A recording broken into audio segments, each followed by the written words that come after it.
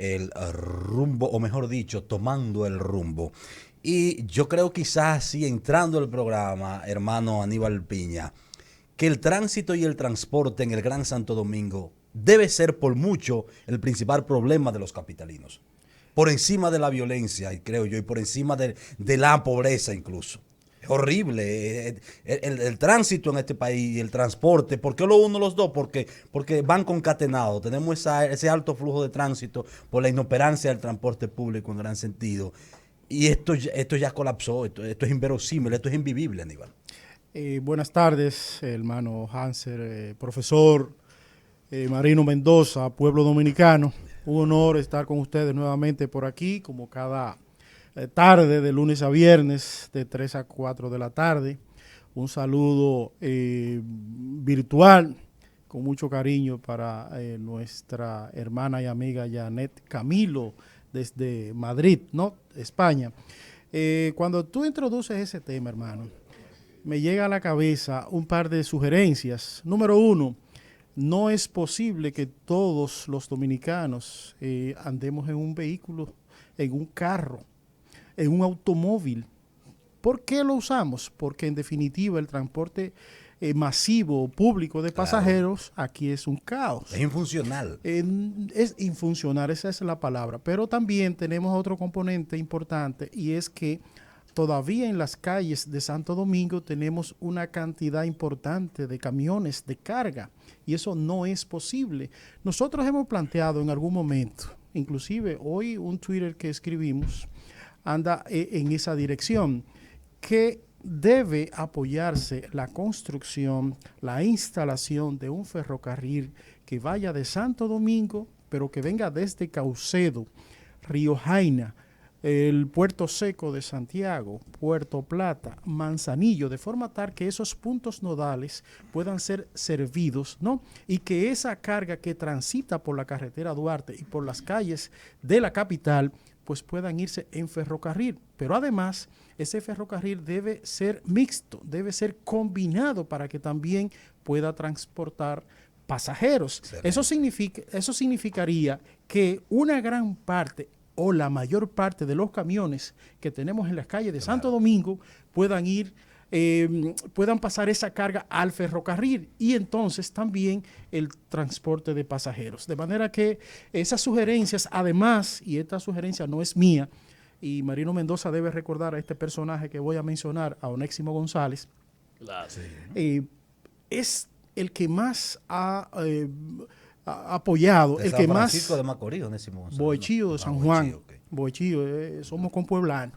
El que más ha apoyado este tipo de iniciativa ha sido Onésimo, y yo recuerdo que él decía, mira, aquí no hay que hacer tantas inversiones, sino simple y llanamente convertir esas calles en pares viales, de forma tal que una suba, ¿verdad?, en la dirección, por ejemplo, norte-sur y otra sur-norte. Entonces, esos pares viales van viabilizando el tránsito y fue lo que se hizo en el polígono central y por eso nosotros todavía podemos circular un poquito libremente en este perímetro.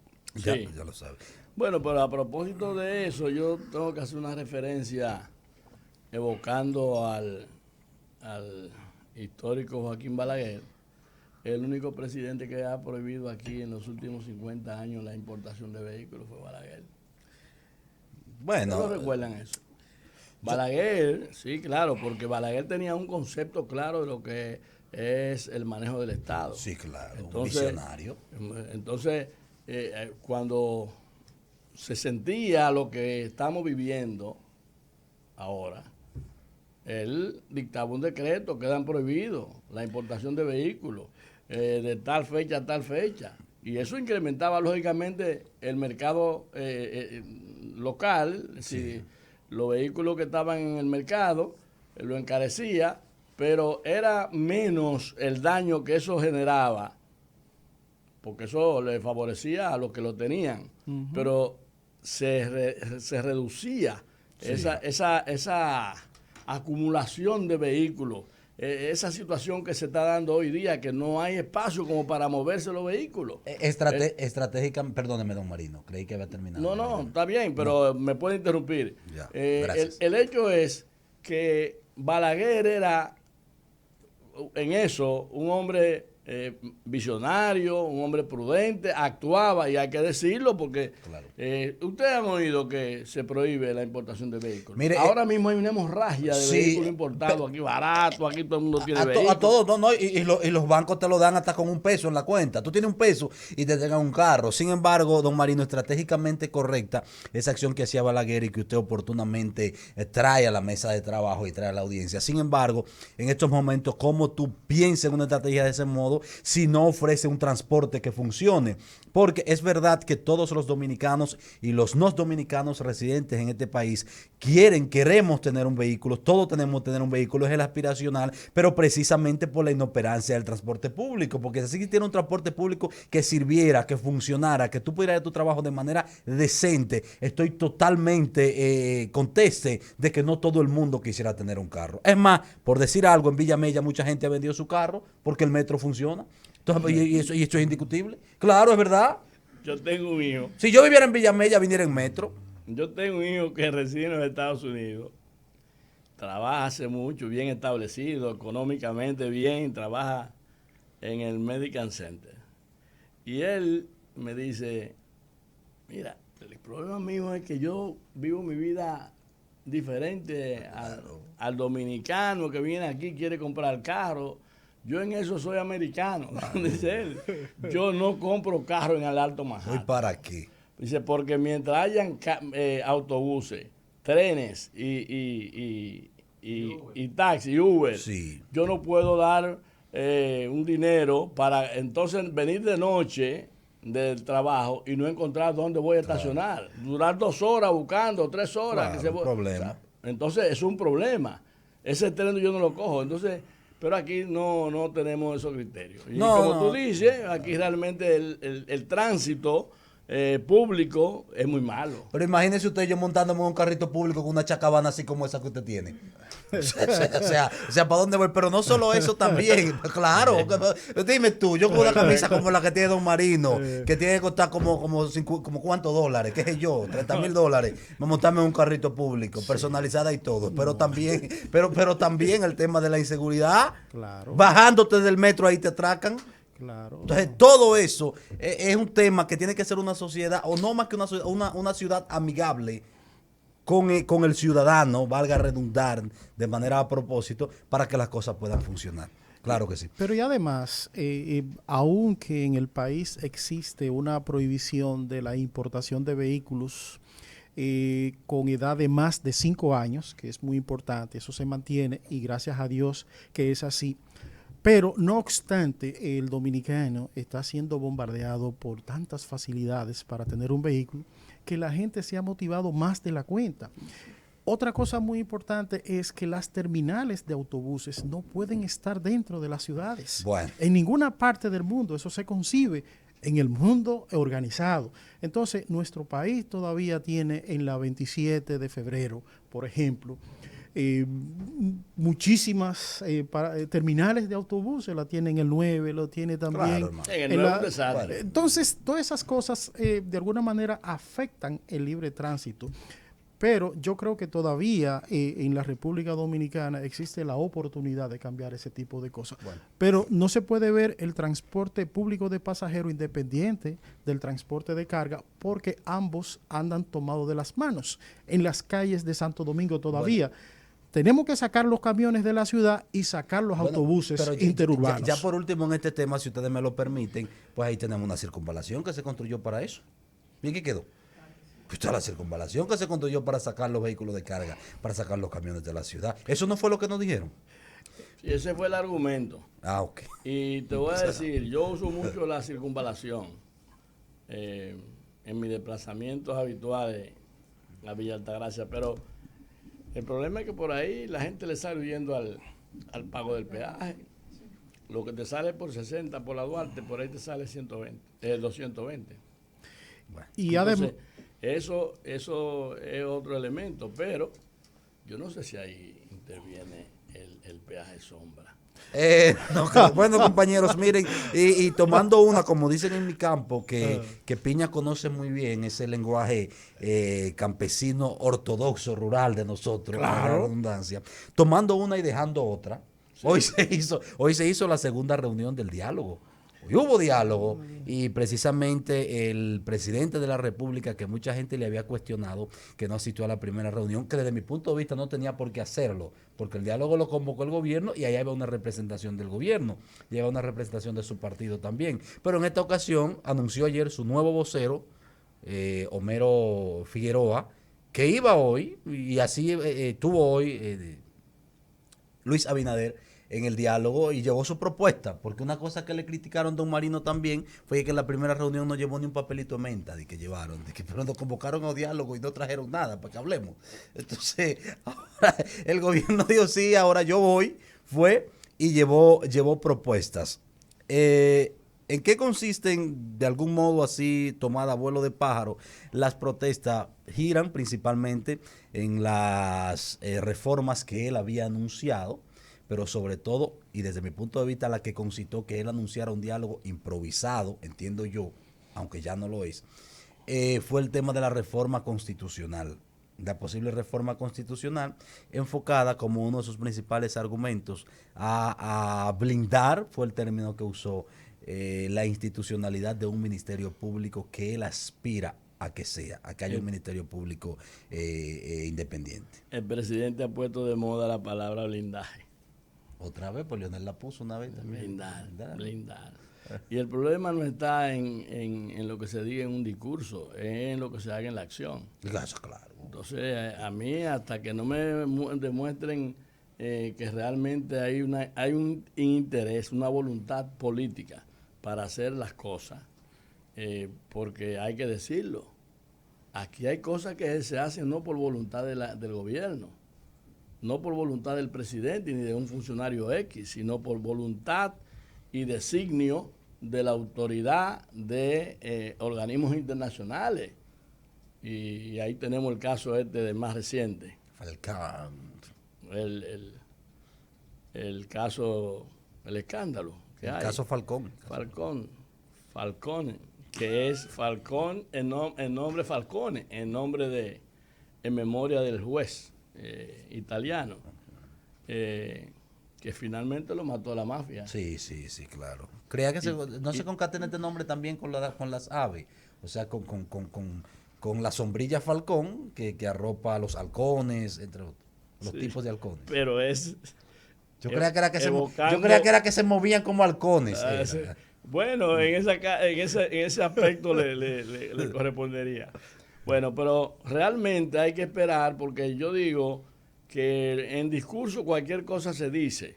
Lo difícil es ejecutar lo que usted dijo. Por eso hay muchos presidentes que yerran, marcan diferencia entre su discurso y su accionar. Y yo no digo, ojalá que el presidente lo haga y ojalá que él, realmente el país camine por un derrotero más institucionalizado y que la justicia, que yo no la veo como la están viendo mucha gente, que es independiente, que todavía no, pero eso no es por un problema de un momento, de una definición momentánea de una coyuntura X para decir, bueno, a partir de ahora la justicia es independiente. No, entonces hay que ver y hay que esperar que la cosa camine. Yo creo que de esa reunión de hoy habría que ver los detalles. Sí. ¿Cuáles fueron los temas que se discutieron? Yo no creo que diera tiempo para discutir muchas cosas. Para plantear, bueno, ahí tenemos algunos, pero antes no es independiente e Hipólito lo sabe. Y además, como decía mi padre, don Venancio García, dibujar una paloma no significa nada, hacer el pico y que coma, ahí es que está. Hipólito ha sido muy claro en ese sentido y aún siendo un alto dirigente del PRM y siendo un expresidente de la República, ha dicho claramente que él no cree el segundo líder del en PRM, la independencia del Ministerio Público. Y eso es así, eso es real. Y bueno, son de las cosas que tendremos que corregir, sí. Yo más adelante tengo algunos apuntes en el comentario que voy a hacer respecto al diálogo y abundaré más en esa parte. Sin embargo, yo creo que sí, que el ejercicio como ejercicio democrático es bueno y ojalá, como decía don Marino, que de ahí salgan soluciones que se puedan aplicar. Porque uno recuerda, por ejemplo, la ronda de Doha del 2001. Al final de todas esas discusiones de los líderes del mundo, al final solamente se pudo obtener un solo tema, que fue la de facilitación del comercio. Y si de aquí, de este diálogo, se saca por lo menos un tema consensuado y lo podemos aplicar, pues ya vamos alabado ganando, sea. ya vamos ganando. Alabado sea. Miren, dentro de las propuestas de reforma constitucional y que llevó el gobierno a la mesa del diálogo, que fueron leídas por el consultor jurídico, están la siguiente: excluir el procurador de la República del Consejo Nacional de la Magistratura y pasar entonces a que sean 7 miembros lo del Consejo Nacional de la Magistratura. Yo estoy de acuerdo con usted, don Marino. Sin embargo, lo que uno esperaba que iba a ser el primer enunciado del gobierno, que era que no sea el presidente que elija al procurador de la República, que a partir de esta reforma, si se da, Luis Abinader plantea también que se llame fiscal general y no procurador. Yo creía que la primera medida era buscar la manera de que el ministro de Justicia, que es lo que es el procurador en este tiempo, no sea nombrado directamente por el presidente. Y es verdad que esa es la modalidad imperante en la mayoría de los países de la región, pero bueno, cada quien tiene cada quien tiene su particularidad. Yo creía que iba a ser el primer anuncio que iba a hacer el gobierno sobre su pliego que busca incorporar a una eventual reforma constitucional, pero no lo vi por ningún lado, sino que el procurador de la República pase a llamarse fiscal general y que sea entonces excluido del Consejo Nacional de la Magistratura. Dice también la propuesta que leyó el consultor jurídico y que llevó el gobierno, que los jueces de las altas cortes, y aquí quisiera yo el auxilio obviamente de don Marino, que es un veterano, entre otras cosas, en las altas cortes, busca el presidente también que los miembros de las altas cortes sean elegidos por un periodo de 9 años, pero que, ahí donde está, oiga esto, que el pleno de esas altas cortes sea removido cada 3 años. Que sea removido cada 3 años entre los miembros que fueron elegidos por 9. Esa es otra de las propuestas que hace el presidente para las altas cortes, y que además que los jueces que allí sean electos no hayan activado en política en los últimos 5 años. Ahí vienen con el mismo tema. Yo personalmente no creo que eso sea un gran aporte a la institucionalidad del país. Y yo digo que los partidos aquí se están castrando de cara a su presente inmediato y futuro, porque si siguen manejando la cosa como está, entonces los políticos no son serios. ¿No es verdad? Bajo ese parámetro, ese criterio, los políticos son todos desechos morales que no se les debe permitir estar en funciones públicas. Pues mírense en el espejo de los Estados Unidos, para los fines de lo que ponen a Estados Unidos como ejemplo. Entonces eso de que no pueden ser políticos, y entonces porque las altas cortes, yo fui miembro yo soy pionero del Tribunal Superior Electoral. No me arrepiento, no tengo nada que avergonzarme como en mis funciones. Mantuvimos un desempeño que realmente nos satisfizo a nosotros en ese periodo, y nadie puede decir, pueden cuestionar, porque de eso se trata. El Tribunal Superior Electoral es el tribunal que dirime los conflictos políticos entre partidos y dirigentes políticos. Entonces, lógicamente, tiene que ser un órgano que está en atención permanente de la clase política. Sí, y el que no está de acuerdo con una decisión, vienen las críticas, vienen las condenaciones a los jueces. Los jueces primero no están para repartir sentencias. Los jueces están para decidir a partir de lo que son las normas y reglas jurídicas que rigen una materia. En el caso de la legislación electoral, bueno, usted que tiene la razón en virtud de lo que dicen los estatutos, de lo que dicen las normas electorales, bueno, usted la tiene. ¿Cuántas veces la tiene? 10 veces. Bueno, pues 10 veces usted tiene la razón. Claro. Porque la norma lo establece. Pero aquí, yo recuerdo una vez el presidente Luis Abinader dijo, me han dado 37 sentencias en contra el tribunal. Y yo estaba esperando que el presidente del tribunal le contestara, porque No es verdad que aquí en estos tiempos, y sobre todo un órgano como ese, puede mantenerse en silencio, porque está dirimiendo asuntos políticos, y habló un político. Entonces yo le dije, bueno, que cuente también las 68 sentencias que hemos dado después de la convención de su partido, que fue el partido con más conflicto interno en su momento, el partido de mayor conflicto interno.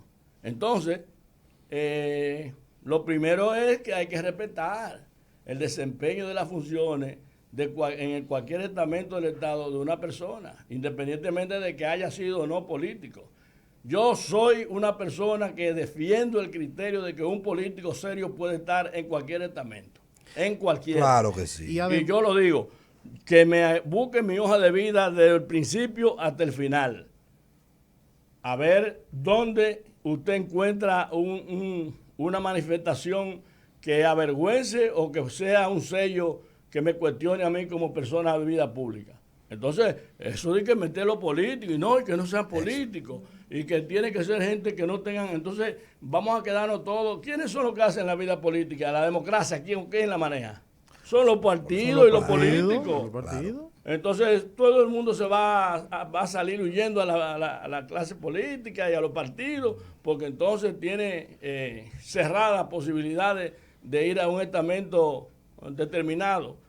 Esa cuestión de los 75 años, también eso es discriminatorio. Sí, claro. Y eso hay que verlo así. Yo lo veo como abogado y con un abogado formado en las normas constitucionales.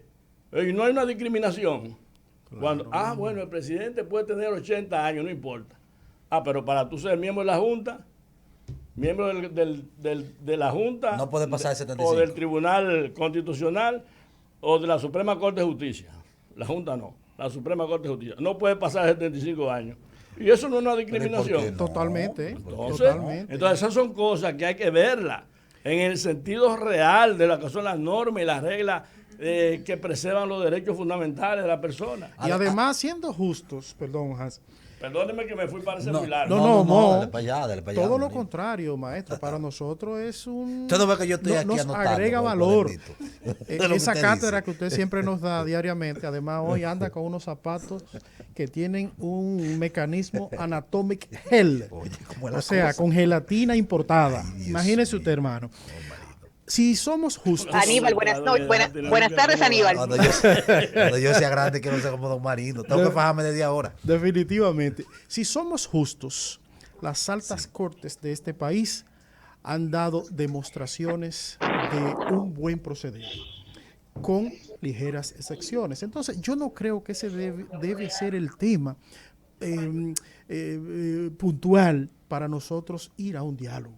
Yo creo que hay muchísimos otros temas más que en definitiva pueden arrojarnos más valor a una discusión tan importante. Porque si algo está bien, ¿para qué arreglarlo?